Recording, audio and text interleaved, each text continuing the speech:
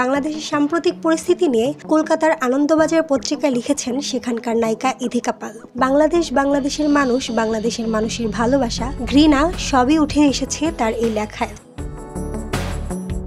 সোমবার গণরোষ, এক রাতের মধ্যে বদলে গেল আমার চেনা বাংলাদেশ। এই বাংলাদেশে গিয়ে শাকিব খানের সঙ্গে প্রিয়তমা ছবি শুটিং করেছি।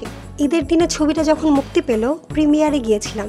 দর্শকদের উন্মাদনা দেখে আনন্দে চোখে জল। বাংলাদেশের হৃদয়ে এত উষ্ণ, এত ভালোবাসা জমে আছে পড়শি দেশের হৃদয়ে, কিন্তু সেই একই হৃদয়ে এত ঘৃণা জমেছিল, টের পাইনি তো। বাংলাদেশের আপ্যায়নের কথা আমার থেকে শুনুন। ইলিশ মাছের রকমারি পদ, ঢাকায় জামদানির কথা সকলের জানা। ওখানে একটা বাড়িতে নিমন্ত্রণ মানে কম করে 14 রকমের রান্না। ওজন বাড়িয়ে ফিরেছিলাম ওপার বাংলা থেকে। তখনও ঘুণাক্ষরে টের পাইনি আমার চেনা সেই দেশে এত রক্ত ঝরবে লাখো লোকের চোখের জল। এক সময় এও মনে হচ্ছে আমি না হয় অন্য দেশের। বাংলাদেশের মানুষেরাই কি টের পেয়েছিলেন এভাবে ছাত্র আন্দোলনের ধারা বদলে যাবে? আন্দোলন একরকম, গণরোষ অন্য কথা। আরও ন্যাক্কারজনক, প্রাক্তন প্রধানমন্ত্রী শেখ হাসিনার অন্তর্বাস প্রকাশ্যে পুরুষদের হাতে হাতে ফেরা।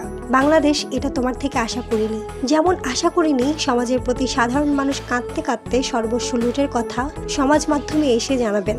আমার প্রিয় পড়শি দেশ, তোমার জন্য দেশের প্রতিটি মানুষের জন্য মন থেকে প্রার্থনা করছি। আবার সব শান্ত হোক, হাসিতে ঝলমলিয়ে উঠুক সোনার বাংলা, প্রভাবিত হোক ভালোবাসার ফল্গুধারা, যার স্পর্শে হিংসা ঘৃণার মতো সব কালো ধুয়ে যাবে।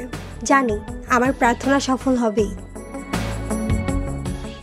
সমস্যা নেই, ভয়ও নেই। তুমি ডেকে নিয়ে গিয়ে আমার মাধ্যমে দুই দেশের বিনোদন, সংস্কৃতি, ভাবের আদান প্রদান ঘটিয়েছ। তাই আবারও তোমার ডাকের অপেক্ষায়। ইন্টারনেটের সমস্যার কারণে শাকিব খান সহ আমার অন্যান্য সহ অভিনেতার নিয়মিত খোঁজ নিতে পারছি না, কিন্তু জানি বাংলাদেশ চেনা ছন্দে ফিরলেই আমি আবার সে দেশের ছবির নায়িকা হব, সেখানে কাজ করব। কারণ আমার উপরে তো বাংলাদেশের কোনো রাগ নেই। মাহমুদ আঞ্জুম বৃষ্টি, নেক্সট রিপোর্ট, কথা কম।